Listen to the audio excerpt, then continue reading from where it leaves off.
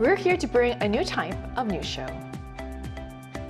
New insights, new styles, and new topics every day.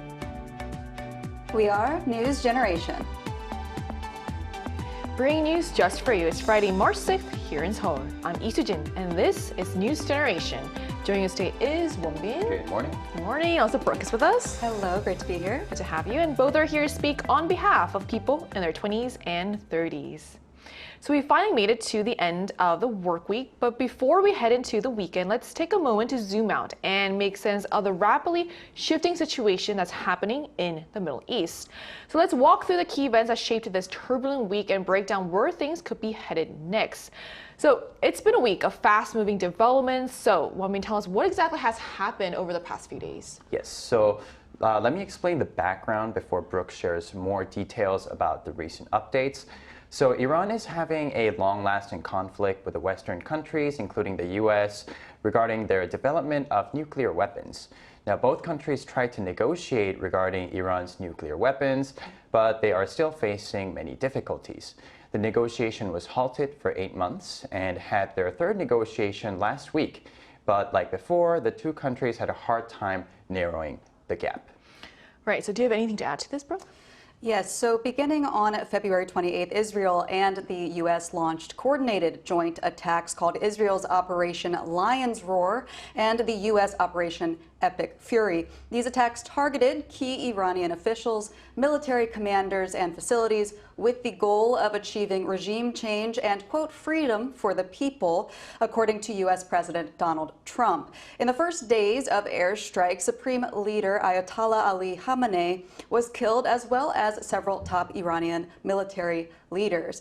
Iran, for its part, soon declared it would retaliate against the United States and its regional partners, and within hours began launching missile and drone attacks across the region. And that retaliation set off the broader chain of events that is now destabilizing the Middle East. So what began as a targeted military campaign quickly escalated into a much wider regional confrontation. So we're going to talk more about this, but first, let's take a look at the screen.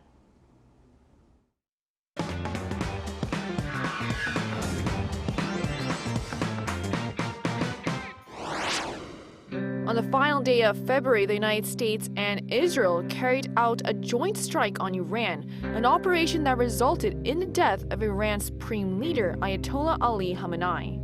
Since then, uncertainty has rippled far beyond the region. Today on News Generation, we take a closer look at the rapidly changing situation in the Middle East and how people are reacting to everything that's happening there. As we just saw in a video, the fallout has been shifted and it's spreading across the region. So how bad is the situation in the Middle East right now, Wonbin? Iran has currently launched multiple missile attacks against U.S. bases in the Middle East and to other countries in the Gulf region as well. Now, due to the attack, multiple facilities such as hotels and airports were damaged, and civilian casualties are being reported as well. Furthermore, multiple harbors and oil refineries were also damaged. The official numbers have not been reported yet, but the situation is escalating continuously. And on top of the missile attacks, Iran said that they will, quote, set fire to any ships trying to pass through the Strait of Hormuz, which is a pathway that about 20% of the world's oil passes through. Now, the U.S. did take down some Iranian gunships in the Gulf region, but risks still remain and oil price is spiking up right now. So this is no longer just a targeted strike. It's escalating into a regional crisis with civilian casualties and now also surging global oil prices. And the stakes clearly extend far beyond Iran and the United States. So to understand the magnitude of this moment, we need to look at the man who was at the center of it all. So who was Ali Khamenei and why was he so powerful? So Khamenei was an Islamic cleric who became Iran's supreme leader in 1989, succeeding Ayatollah Ruhollah Khomeini, the leader of the 1979 Iranian Revolution, going on to rule with an iron fist for almost 4 decades. In Iran's theocratic political system, the supreme leader must be a religious cleric and holds ultimate authority over the country's political, military, and religious institutions. That means the supreme leader is essentially the most powerful figure in the country, more powerful than even the president. Because the position is central to Iran's political structure and identity since the revolution, Khamenei's death creates enormous uncertainty about the country's future leadership. In fact, following his death, Iran reportedly established an interim leadership council while the country's assembly of experts prepares to select the next supreme leader. And this just highlights how destabilizing this moment could be for the Iranian system moving forward. Right, so that really underscores how consequential this is. But beyond the political structure, the real story may lie in how ordinary Iranians are responding. So how are they reacting to Khamenei's death? Yeah, so the supporters of the theocracy system of Iran are obviously devastated. The news anchor even cried while reporting Khamenei's death. However, Khamenei has been overly suppressive for the past 10 years regarding any protests fighting for liberalization and freedom. He has killed tens of thousands of people who were protesting. And actually, a lot of Iranians are happy about Khamenei's death, especially the younger MZ generation who were opposed to him. The hijab protest in 2022 and the protest last December was mainly led by the MZ generation. However, obviously no one supports war and no one's happy that people are dying. And although Khamenei is dead, the military still exists, so it's still uncertain if Iran can move away from the current theocracy system. So we're seeing deep grief from loyalists, quiet celebration from others, yet at the same time, a shared fear of what comes next. Even for those who opposed his rule, the uncertainty of war and the enduring power of the military establishment cast a long shadow over any hope for immediate change. And to gain a broader regional perspective, we're going to talk to a researcher currently stationed in Egypt. That conversation will take place right after the break, so don't go anywhere.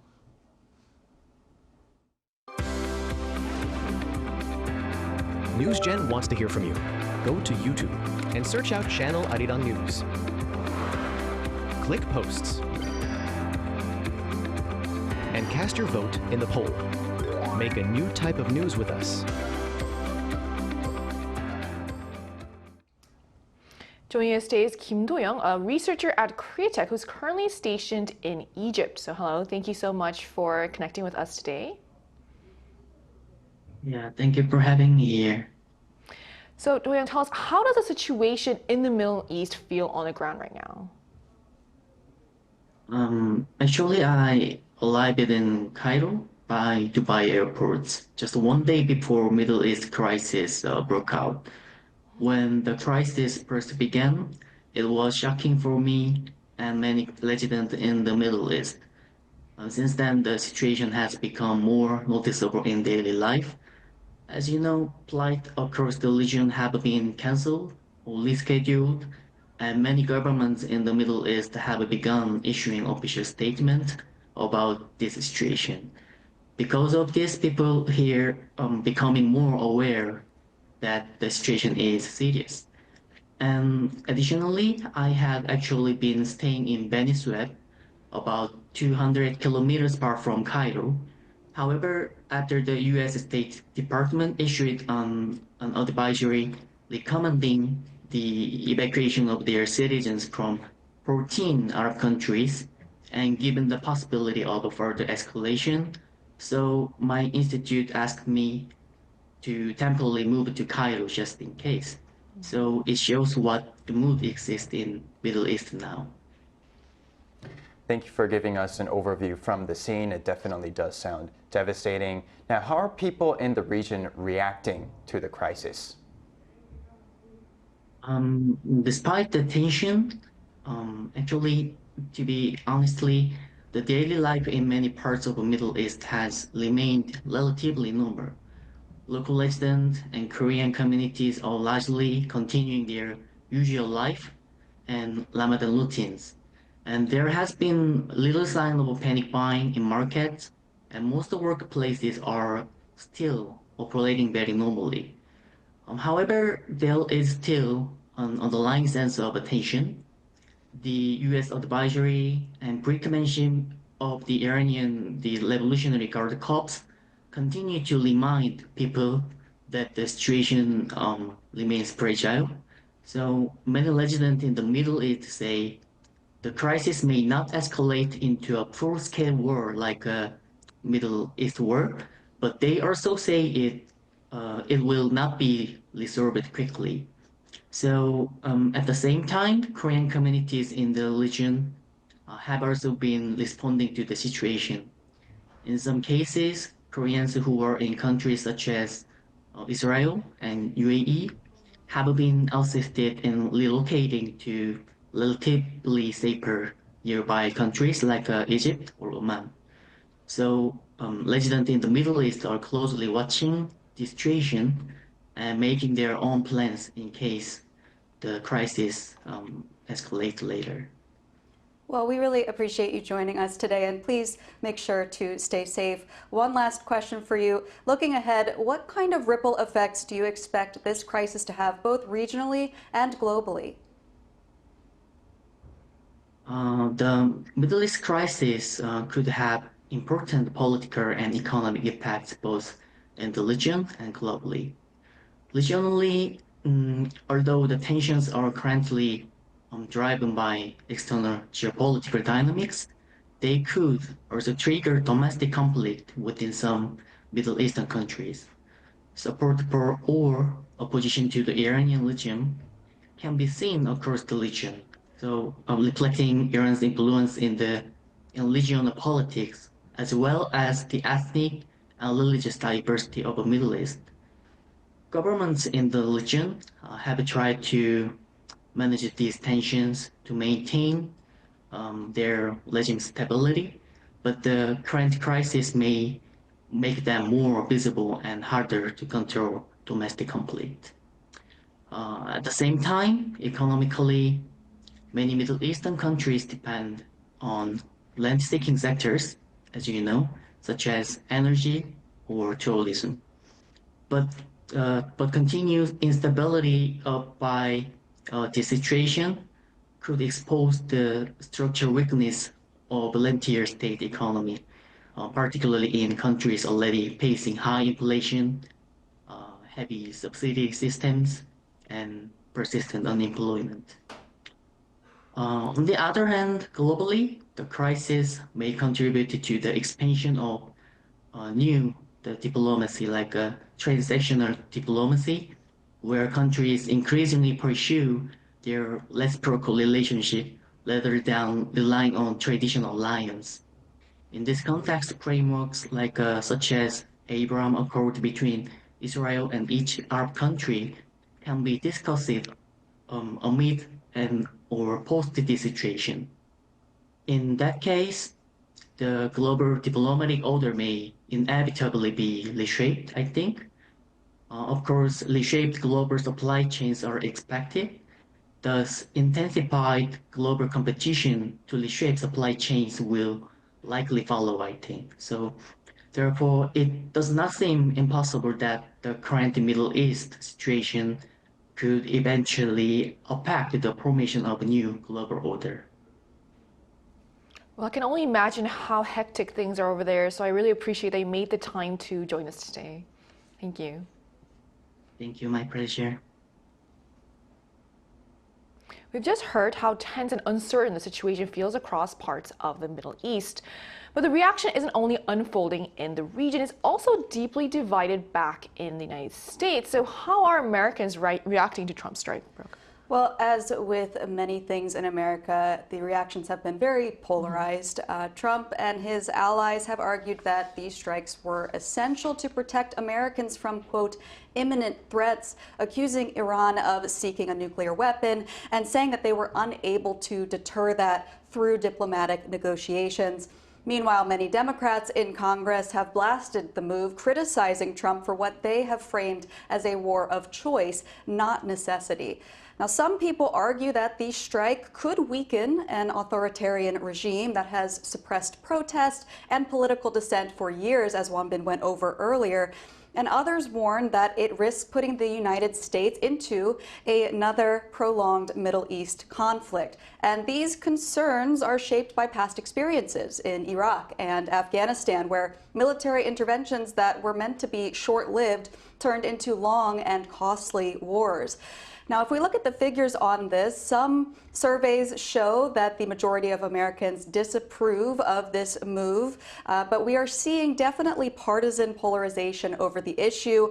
An overwhelming majority of Democrats, 89%, say that the U.S. should not have launched those strikes against Iran. Meanwhile, Republicans are overall more supportive of the strikes. 77% say that the U.S. should have made that move, while 15% disagree. So as predicted, it's quite polarized. I don't think the American population really feels strongly one way or the other. It's an unfolding situation, one that, like I said, we've been in before. As a military, we have gone into other countries before, and it has ended up prolonged, like I said. So we'll have to see what comes of it and how the American people react. Mm-hmm. So that really highlights how polarizing this move really is, seen by some as a stand for oppressed Iranians and by others as a step toward another prolonged Middle East conflict, especially given America's past experiences in Iraq and Afghanistan.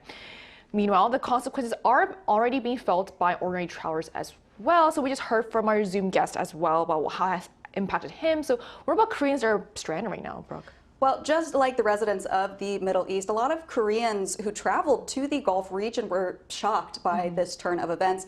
Many of them still have not returned, as the airports and flights are still under control. Thankfully, the UAE announced that travelers who are isolated in their country will be taken care of and will be provided with accommodations and food. Some Koreans are choosing to move to a safer country nearby land, like our guest mentioned, such as Egypt and Oman, and are choosing to take a flight from there instead. Obviously, we here at Arirang TV and NewsGen wish a safe return as soon as possible for all the travelers who have not returned yet. I mean, that must be incredibly distressing, leaving for a trip and suddenly finding yourself unable to return home. So it's good that there are temporary support measures in place and some are finding alternative routes out. So, I mean, what makes this crisis even more heartbreaking is the timing. So can you tell us why it's especially tragic? Yes, so this conflict erupted during Ramadan, which is the 9th month of the Islamic calendar and the holiest period for Muslims. During Ramadan, many Muslims fast during daylight hours and spend time in prayer and reflection. It's meant to be a peaceful and spiritually meaningful time for families and communities. Now, because of that, the outbreak of violence during this sacred month has been especially distressing. Many people are hoping the situation stabilizes as soon so the religion can observe the rest of Ramadan in peace. So as the conflict between the United States, Israel, and Iran continues to unfold, the coming days could prove critical for both regional stability and global markets. For now, the world is watching closely to see whether the crisis escalates further or opens the door to diplomacy. And Arirang TV is celebrating its 30th anniversary with a special global viewer event, My Arirang Story. So share your experience with Arirang TV and what it has meant to you through a photo or video. Submit your story by March 8th, and selected entries will receive BTS's 5th album, Arirang. Visit www.arirang.com for more details. We can't wait to hear from you. And that brings us to the end of today's episode of News Generation. But NewsGen will be back on Monday at 10:30 a.m. Korea time with more stories and discussions. A big thanks to Wonbin. Always a pleasure. And also Brooke. Thank you for having me. And to our viewers, thank you so much for watching, and we hope you have a great weekend. We are News Generation.